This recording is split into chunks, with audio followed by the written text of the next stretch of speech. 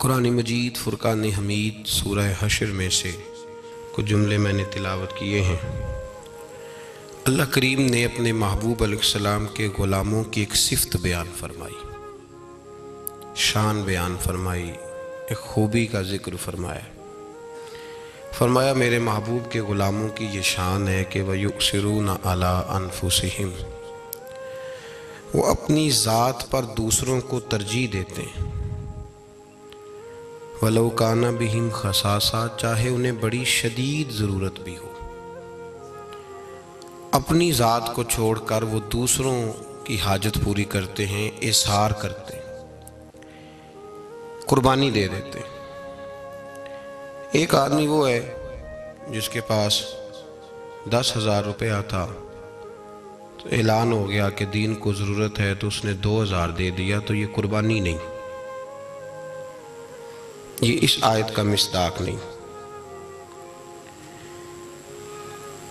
اس کو ضرورت تھی، گھر کے اندر 10,000 روپے کی اس نے رکھا ہوا تھا، شدید حاجت تھی، کل اس کو اس کی ضرورت تھی، لیکن اس نے کیا کیا کہ جب اعلان ہوا تو اعلان ہوا 15,000 کا، اس کے پاس 10 تھا، اس نے جیسے تیسے بھی بندوبست کر کے 15,000 دیا تو اس نے قربانی دی۔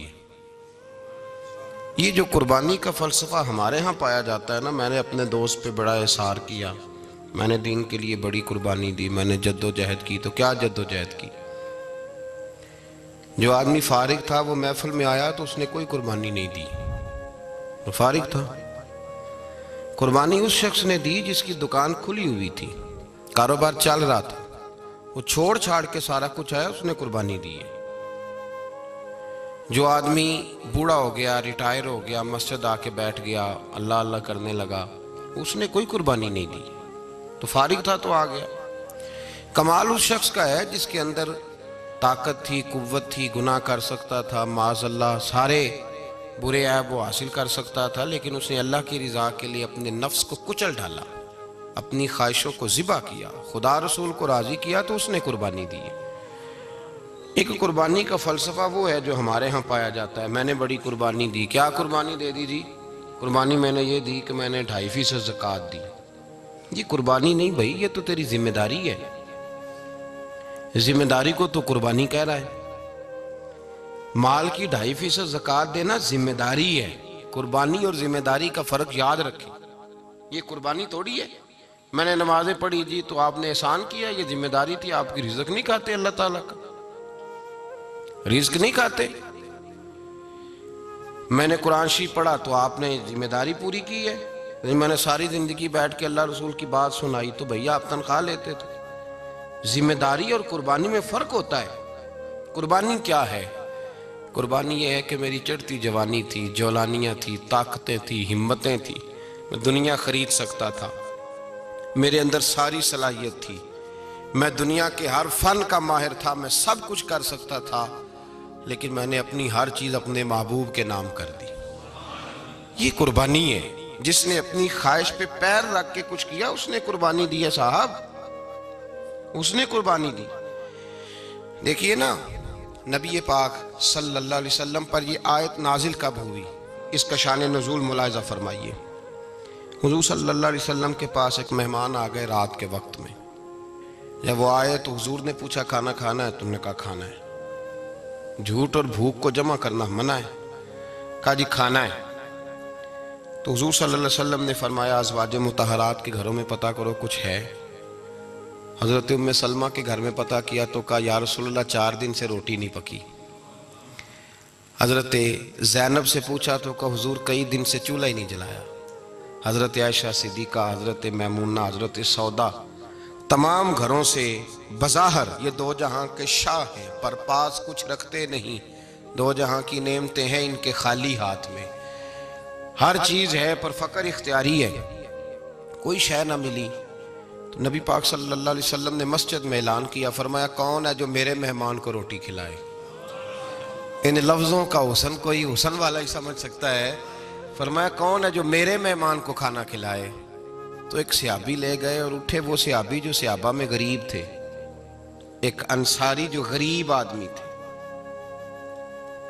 بہت زیادہ امیر آدمی اللہ کی راہ میں خرچ نہیں کر پاتا، اس کے لیے مشکل ہو جاتا ہے. اس کے لیے بہت امیر آدمی جو ہوتا ہے نا، وہ جتنا زیادہ امیر ہوتا ہے نا اتنی دیوار اس کے گرد کھڑی ہو جاتی ہے پیسوں کی، مشکل ہو جاتا ہے اس کے لیے.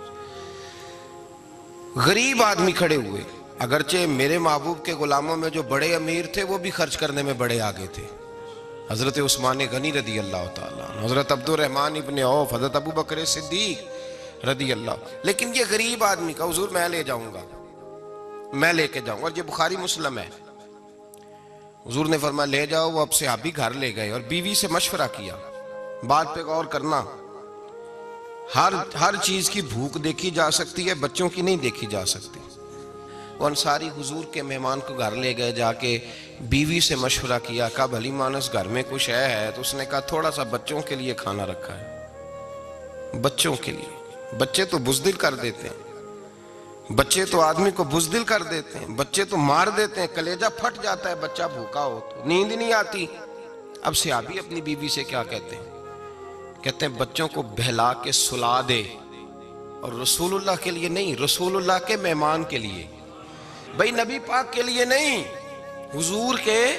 تجھ سے در، در سے سگ، اور سگ سے ہے مجھ کو نسبت. میری گردن میں بھی ہے دور کا پٹکا تیرا، تجھ سے در، در سے سگ، سگ سے ہے مجھ کو نسبت. لمبی بات ہے کہ بچوں کو سلا دو.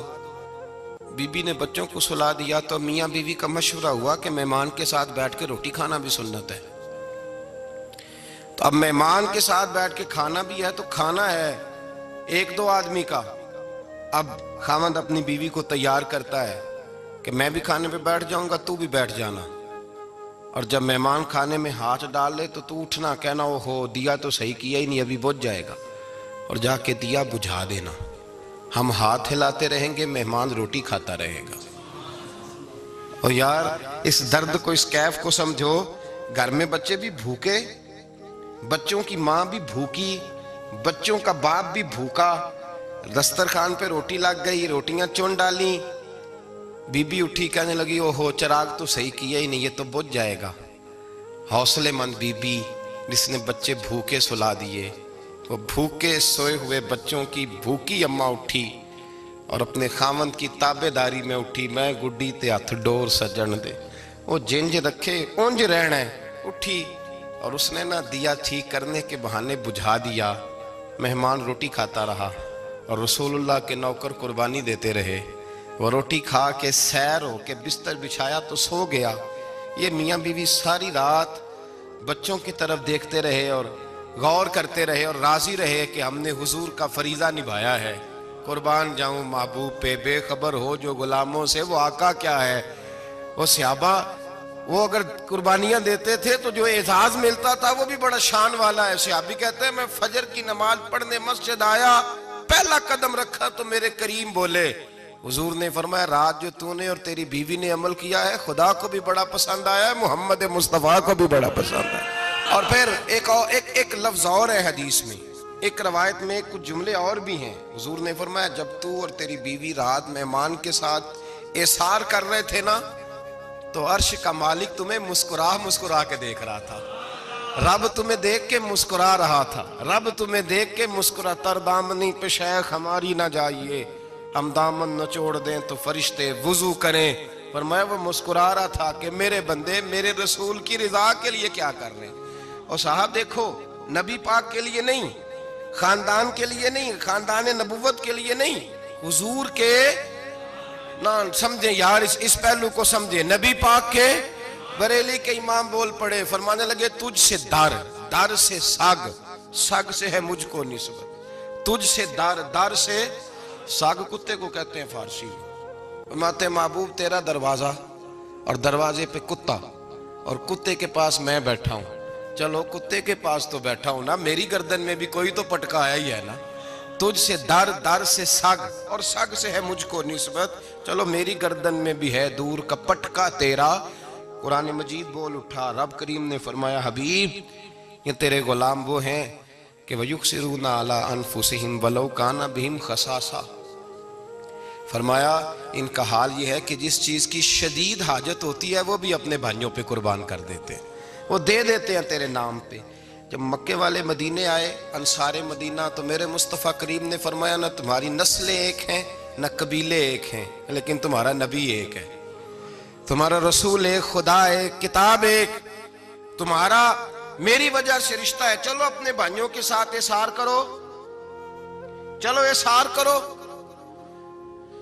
اگر کسی کے 2 مکان تھے تو اس نے ایک اس کو دے دیا جو مکے سے آیا تھا، 2 باغ تھے تو 1 دے دیا، کسی کے پاس 1 تھا تو آدھا بانٹ کے دے دیا، ہر چیز تقسیم کر دی۔ حالات بدل جاتے ہیں، حالات بدل جاتے ہیں۔ تلک الایام نداولها بین الناس، اللہ لوگوں کے درمیان دن بدل دیتا ہے، حالات بدل گئے، بڑا مال غنیمت آیا، بنو نزیر کا علاقہ فتح ہوا تو میرے رسول پاک صلی اللہ تعالی علیہ وسلم نے انصار مدینہ کو اکٹھا کیا، فرمایا بھئی مال اب بڑا آ گیا ہے۔